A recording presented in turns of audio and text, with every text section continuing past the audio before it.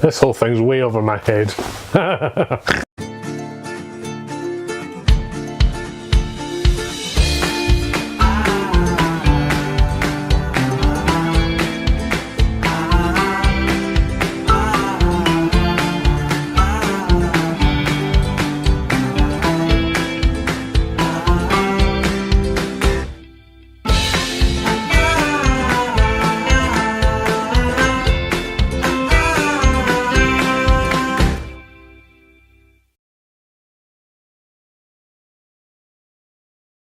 Hello, you're watching BookTube with Simon, and possibly also with Turkey. We had turkey dinner, followed by turkey dinner, followed by turkey curry. We may be having turkey flakes with milk and sugar this morning. So in any case, whatever you're eating, welcome. Welcome to you and whatever refreshments you have. Now, first things first, we're going to crack on in about 25 seconds, but before we do, Alice Broadway, the author behind the Ink series of books which inspired The Man in the Hat, went public in the last 24 hours with her positive COVID diagnosis. I do know that she watches this sometimes, so if you happen to be watching today, then we absolutely send you our very, very, very best wishes for a full and fast recovery for you and everybody in your household. So do get well soon. Other piece of announcement before we get started on today's review is about my 2021 reading plans. I haven't shared them yet and will do so before the end of the year. The only thing that has held me back so far from actually recording my 2021 reading plans is I haven't got any yet. But I know I need to get some organised pretty soon. Amy has been beavering away and has a very detailed and military reading operation in hand for next year, so I need to get on with it as well. I know that you are all on the edge of your seat, desperate to find out what my plan is for next year. I know we've finally got the bloody Brexit deal, but what's Simon gonna read next year? Why is no one looking into the priorities here? Fishing quotas. So I will put some thought and effort into my 21 reading plan and share it very soon. I'm genuinely very excited to do that, and a bit daunted, to be honest, because I've just received an obscene amount of books for Christmas. I think we both received about 100 books each for Christmas, literally. So I'm pretty daunted at the prospect of figuring out what I'm going to read next year, but I'll share that with you. Today I'm going to be talking about Three Act Tragedy by Agatha Christie. Now, Agatha Christie is one of my favourite authors, certainly one of my all-time favourite crime writers ever, and frankly anybody who reads crime fiction would say that, should say that. If they have a modicum of self-respect, they would name Agatha Christie as one of their absolute top picks, and rightly so. She's the queen of crime. She established nothing, actually, but I was going to say she established a genre. She didn't, and rightly so, because she is the queen of crime, certainly one of the most prolific and successful crime writers in history, and it's particularly appropriate for me to talk about her now because this year is 100 years since her first Poirot book was published, and slightly less important, much more egotistical, 20 years since I first read him, which is a worrying, I mean, that is 20%, 1/5 of the time that Poirot has been in publication, I've been reading him for, and that makes me feel extremely old. Now, this is the first time I've spoken about Agatha Christie on this channel, despite proclaiming that I love her so much, and I thought it would probably be appropriate to explain why. I read an Agatha Christie right before Christmas every year. When she was alive, when she was still publishing books, that was her publisher's tagline. They would encourage people to buy their nearest and dearest a Christie for Christmas. So it became a bit of a tradition of mine to keep my Christie for Christmas. I got into Agatha Christie in the year 2000 when I started subscribing to, as all schoolboys in the west of Scotland do, the Agatha Christie collection. Yes, my parents did keep trying to encourage me to go outside, play football, meet friends. get a life. But I kept subscribing to the Agatha Christie collection, and every fortnight you would get a lovely hardback book that's got lovely gold edges and lovely gold foil cover, all in the same design, and you'd also get with it an accompanying magazine. And so if I just find the magazine for 3 Acts Tragedy, you'd get your magazine, and every magazine had inside it, the first part was a serialization of Agatha Christie's life, and then you'd see all of her influences for the book and the things that were current, the authors, the social trends, the things in her life that made it into her novels. And then the third section of the magazine was always a preview of the book. You'd get to meet the characters and find out about the clues and red herrings of what was coming up. So I always enjoy reading the magazine before I jump into the book. The magazine is spoiler free, of course, so they don't tell you who done it, and then you launch in to the main Agatha Christie book. So that ran for, it was supposed to be 45 volumes, but then due to popular demand they decided at the last minute to extend it to 85 volumes, and I still have all 85 and I'm so proud of them.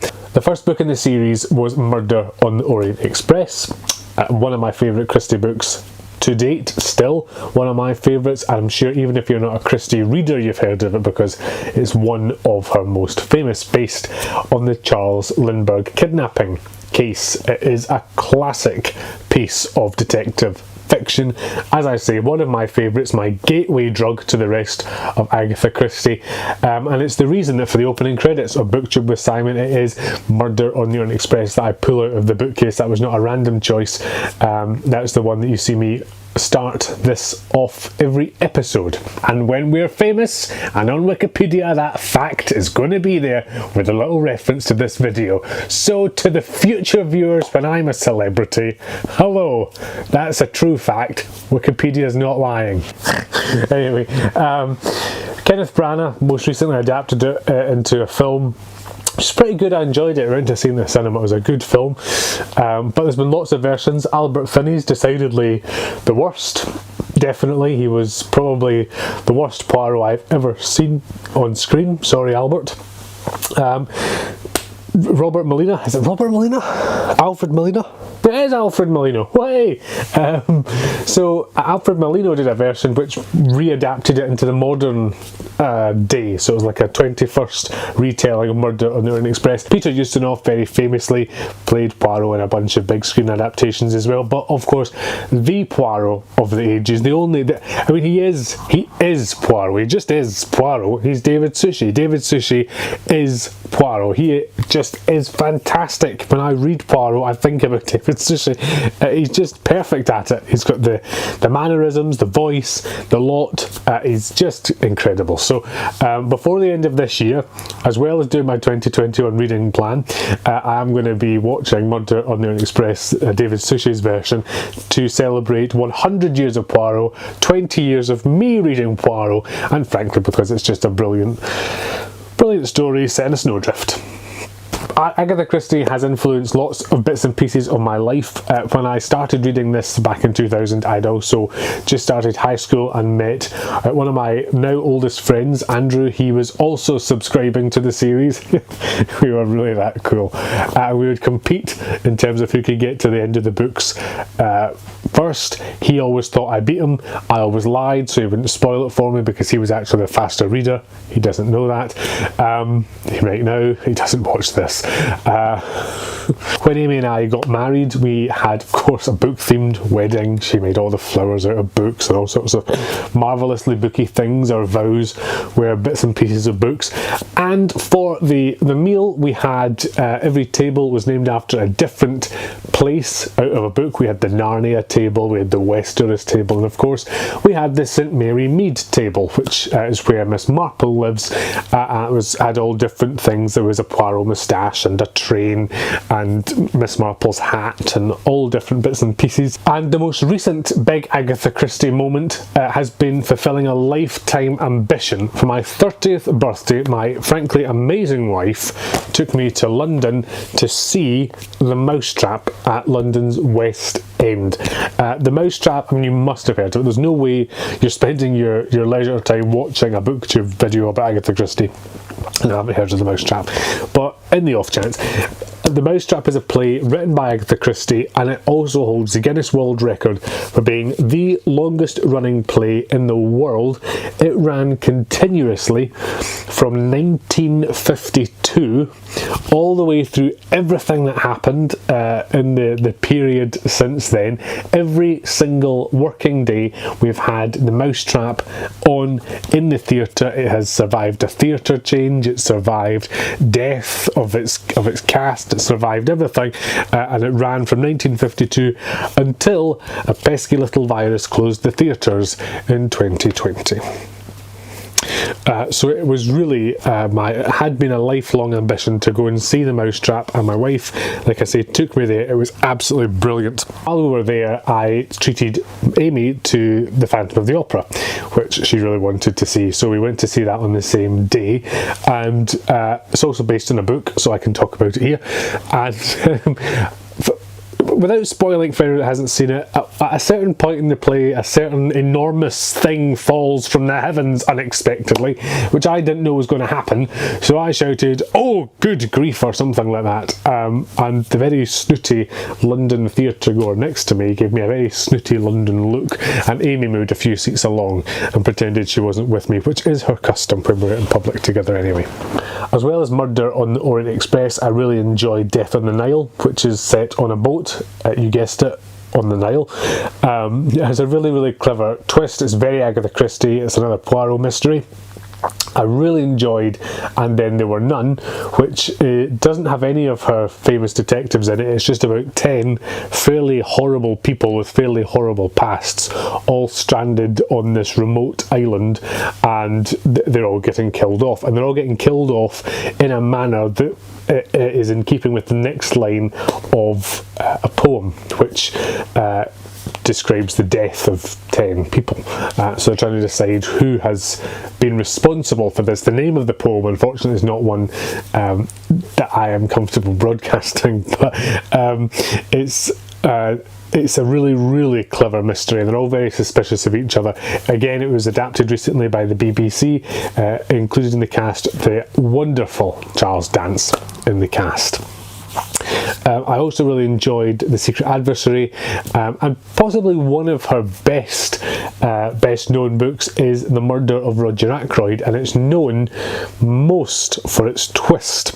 And the twist, and I'm not going to tell you what the twist is, but the twist that happens was so controversial at the time in her day that there were loads of complaints sent to the publisher feeling that she had not played fair with the readers and had done something that was just totally broke the faith of a writer and the reader.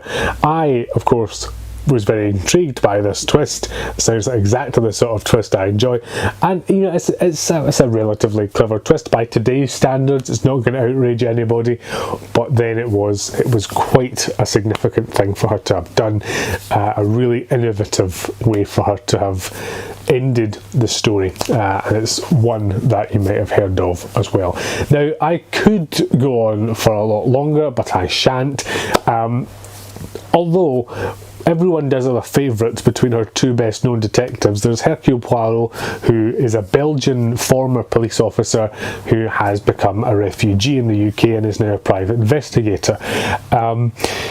At the time, Poirot was seen as quite a patriotic character for us to get behind, because written between the First and Second World War, as her books were, or many of her early books were. You may or may not know the UK joined the First World War in response to Belgium being invaded. So the fact that we had taken in this Belgian detective and he was finding our murderers was all very nice, and it was a very patriotic thing to have Poirot as the lead of the series. an ever closer relationship with Brussels being patriotic. Oh, the irony of this video this week does not escape me. And Miss Marple, who is a busybody, elderly lady spinster in her garden in St Mary Mead. Everyone has a favourite, and mine is Poirot. Miss Marple. Poirot. Miss Marple. Oh, how are we going to resolve this? I know. Roll the VT! Literary rap battles. Hercule Poirot and Hastings versus Miss Marple.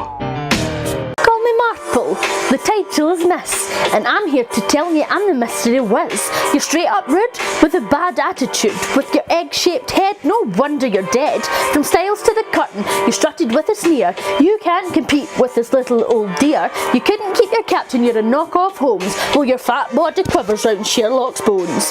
Back down, Granny, you're talking to the master, your pathetic 12 novels proves you're a disaster. Christie may have killed him, but as a few have had plenty. Poirot's getting published in 2020, named after a railway, but you've gone off track. There's a murder in your village every time you turn your back. You're a little local gossip, an amateur hag. Poirot's got every medal going in his bag. An amateur but a citizen, and don't you dare knock it. Your friend just solves crimes to line his own pockets. His clever green eyes spot a killer every day, but remind me how many he let away? Everywhere he goes, some poor soul comes a cropper, and who feeds him clues? Jack the clueless cropper. Folk have died on plains, the Nile near the Sphinx. A train ride with Poirot is a guaranteed jink. The celebrated sleuth is a real war hero, but even your nephew thinks that you're just a zero. Monsieur Hercule has solved crimes around the continent. You've got idle hands and approaching incontinence. You don't get props for avenging the vicar. Village fates are all you've got, Poirot is slicker. Your stupid Spencer anecdotes are truly dire, but Hercule is admired, retired and still on fire. You're obsessive compulsive, your people skills repulsive. You even schedule sickness to avoid being impulsive. When people die, you don't care about the gloom. You just prattle on about the killer in the room. He witters on throwing out some Belgian waffle, but even his creator found them odious and awful. Christie called you an egocentric little creep. Well, I'm over here, the Queen of Mary Mead. Order and method of the little grey series. Deduction is guessing from me the killer. It tells Monsieur Hercule Poirot has the mind most brilliant, but reserve your record is not nearly so easy. Repeat, my streak is as long as your analogy. I could solve your local killings in hours on mere formality. Your solution come wrapped in the bow. 33 to 12 says the best is Poirot.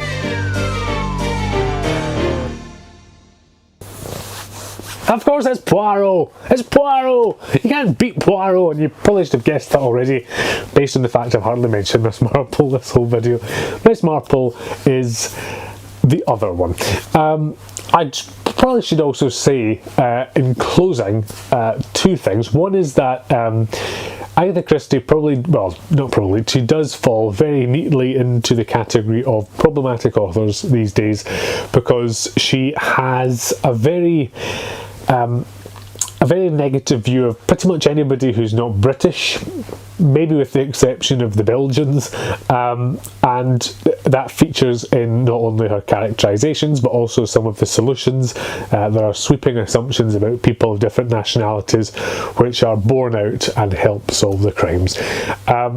Do we stop reading her because of these facts? Well, no, I don't think we do, because she's an amazing crime writer and her stories are magnificent, but there is a health warning when you read them, and I think it's important that we are aware and cognizant of the period of time she was writing in, the prevailing attitudes amongst writers of her time, of her class, and that we make sure that we continue to challenge those and continue to read diversely, and understand that we now live, thankfully, in a period of time that is more tolerant and more understanding of different cultures and different people, although as we all know, there's still a way to travel. The other thing that I have to say is that Sophie Hannah continues to write Poirot books with the blessing of Agatha Christie's estate. I haven't read any of them. I did buy the first first one, which is the Monogram Murders, if I remember correctly. I probably will read them at some point when I decide it seems appropriate to do that, which is unusual for me, because I tend to disregard anybody who continues somebody else's series. I am not interested in any of the post-Fleming James Bonds. I am not interested in the latter-day Robert Ludlums. And to be honest, I don't think I am particularly interested in Sophie Hannah's Agatha Christie's either. But I don't know, I bought it in a moment of madness, impulse, and now it's on my bookcase and I'm stuck with it, so I'll probably have to read it at some point. But I'll probably only read one for some reason I'm yet to come up with, and then stop. So let's discuss today's featured publication, which is 3-Act Tragedy by Agatha Christie. It is number 48 of 85 in the Agatha Christie collection, and if I continue to read one at Christmas, then I am hoping to live for another 37 years. Anyway, it's a Poirot book which, rather awkwardly, considering what we've just said, I didn't enjoy. I didn't like it. I can tell you why I didn't like it. Agatha Christie is very good at her locked room mystery, the impossible crime that nobody could have done, and yet somebody inevitably always has. And where a book like Murder on the Orient Express works well, or the equivalent in a boat in Death on the Nile, and actually there's one, Death in the Clouds, which is, you guessed it, on a truck. It's a plane, you dafty. They work well, because then what you've got is your captive audience, and you don't really care too much about the characters.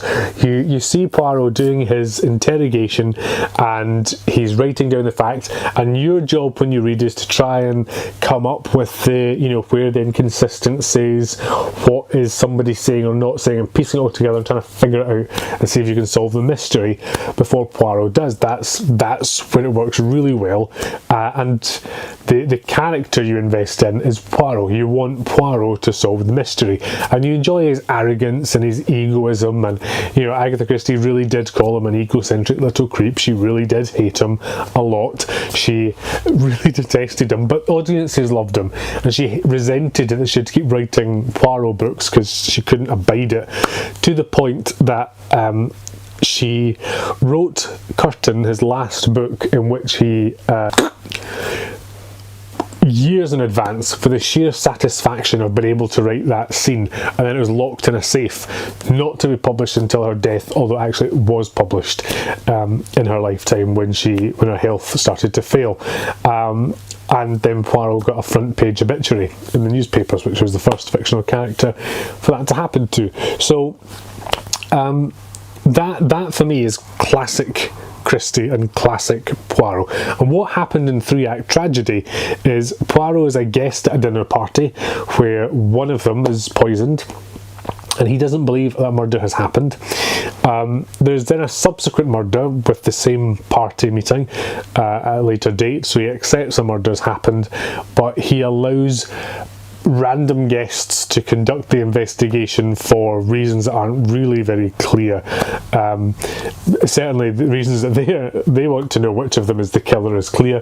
Why Poirot decides not to get involved, less clear, and he doesn't feature. It's just these random characters doing not a very good job, and something that Christie is not particularly good at is character, which is normally fine. It's normally okay to have these two-dimensional characters where it's Mr. Plum in the study with the pipe, and you're not buying into the characters. It's plot driven. It's about the mystery more than the characters. But here, the story is being driven by the characters, and there's a seemingly emotional catalyst for it all, with some sort of romance budding between two of the characters, and I found it really hard to invest in those characters.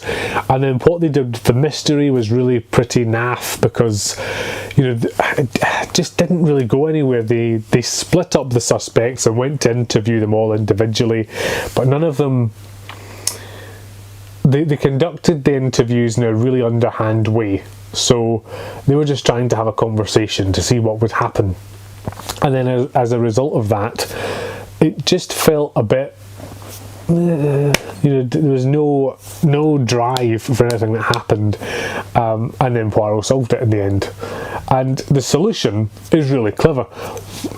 If someone gave you the last chapter and said, this is the solution to the crime, I'm going to write this as a book, you would be like, that's going to be brilliant. But what let it down was the absence of Poirot, and then that vacuum of something to invest in just wasn't filled. It wasn't filled by the characters, and it wasn't filled by the mystery. It was really, really slow and disappointing, actually.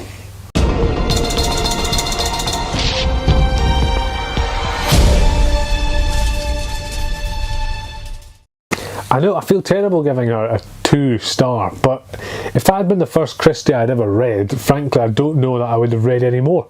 So it's probably just as well that it's the 48th.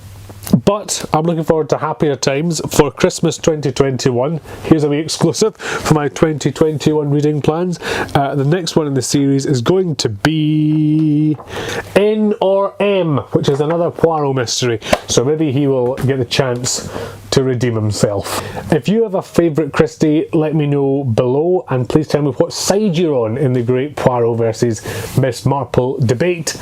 Until next time, bon voyage.